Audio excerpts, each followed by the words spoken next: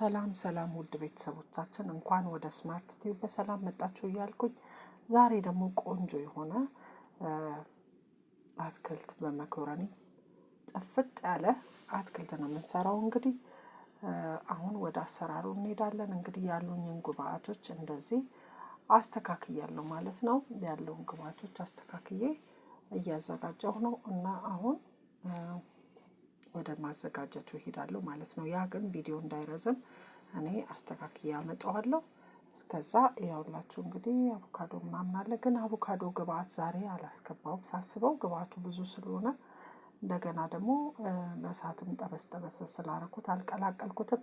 አሁን እንደዚህ ግብአቶቹን ከታትፌ የሚፈቀፈቀውንም ፈቅፍቄ እንቁላሉንም ቀቅዬ ሁሉንም ነገር አስተካክዬ አምጥቻለሁ። እንደምታዩት ተዘጋጅቷል። አሁን ወደ መሰራራቱ እንሄዳለን። እንግዲህ አሁን እንስራ ማለት ነው። ያው እንደምታዩት ጥቅል ጎመን አለ፣ ካሮት አለ፣ ዝኩኒ አለ፣ ቃሪያ፣ ቲማቲም፣ ሽንኩርት፣ ነጭ ሽንኩርት፣ እንቁላል የተቀቀለ ደግሞ መኮረኒም አለን ማለት ነው። እና ዘይት አረኩኝ፣ ምድጃውን አግያለሁኝ። ስለዚህ ቀጥታ ወደ መሰራራቱ ነው የምንሄደው። ብዙ በእሳት ብዙ አልጎዳውም አትክልቱን፣ ምክንያቱም ይፈለጋል በቃ እንዲሁ ብቻ በእሳት የተወሰነ ጠበስ ጠበስ ነው ማረገው።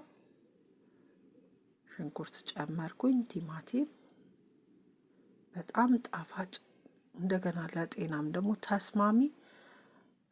ላይክ፣ ሰብስክራይብ እና የደውል ምልክቷን መጫን አይተው የደውል ምልክቷን ሲጫኑ ሁልጊዜ ቪዲዮ በጫነን ቁጥር ወደ እናንተ ይመጣል ማለት ነው።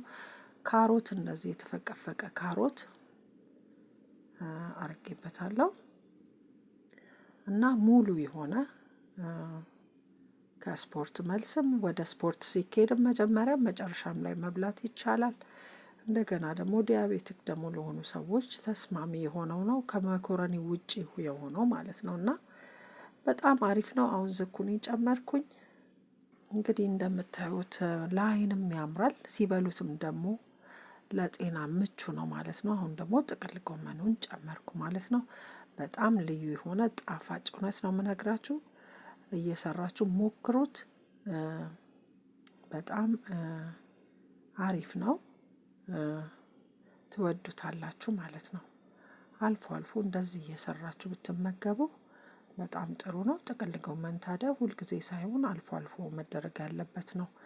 ምክንያቱም ያው ጣፋጭ ስለሆነ ጥቅል ጎመን በባህሪው ጣፋጭ ነው። ስለዚህ አልፎ አልፎ ብንመገበው ግን ምንም ችግር የለም። እና ነጭ ሽንኩርት ጨምሬያለሁ። በጣም ያምራል፣ እንደምታዩት ልዩ ነው።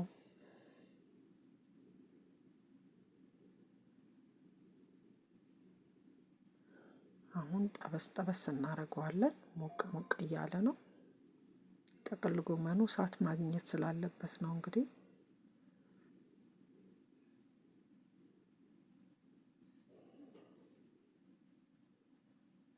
ኮረሪማ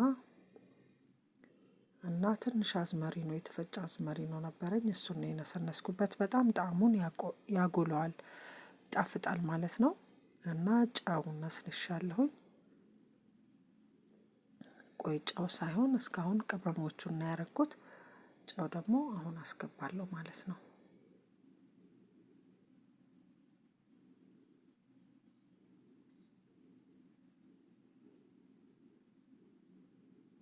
እንደምታዩት በጣም ደስ የሚል ነው፣ ለአይን ራሱ በጣም ያምራል። እንግዲህ እንደኔ አትክልት በጣም የምትወዱ ያው ጨውን በመጠኑ ጨምሬያለሁ፣ ለኛ እንደሚስማማን አርጌ። እናንተ ደግሞ እንደምትፈልጉት እንደ ፍላጎታችሁ ማድረግ ትችላላችሁ። ግን ትንሽ ሳይበዛ በሰል እንዲል ከደን አርጌው መለሳለሁ ማለት ነው። ከደን አርጌው ትንሽ መለሳለሁኝ።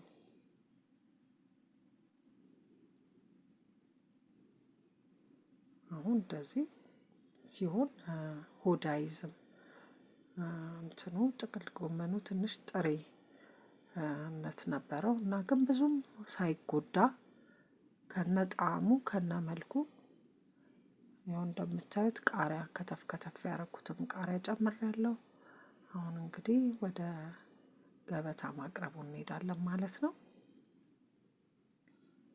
እንግዲህ እኔ መኮረኒ ስለማልበላ መኮረኒ ለልጄ ለእኔ ደግሞ ለብቻው እንደዚህ አሁን ቆንጆ የሆነ በሁለት አይነት መንገድ ብፈልጉ በዚህ በባዶ ብፈልጉ ደግሞ እንደዛ መጠቀም ትችላላችሁ። በመኮረኒ በጣም ልዩ ነው፣ በጣም ጣፋጭ።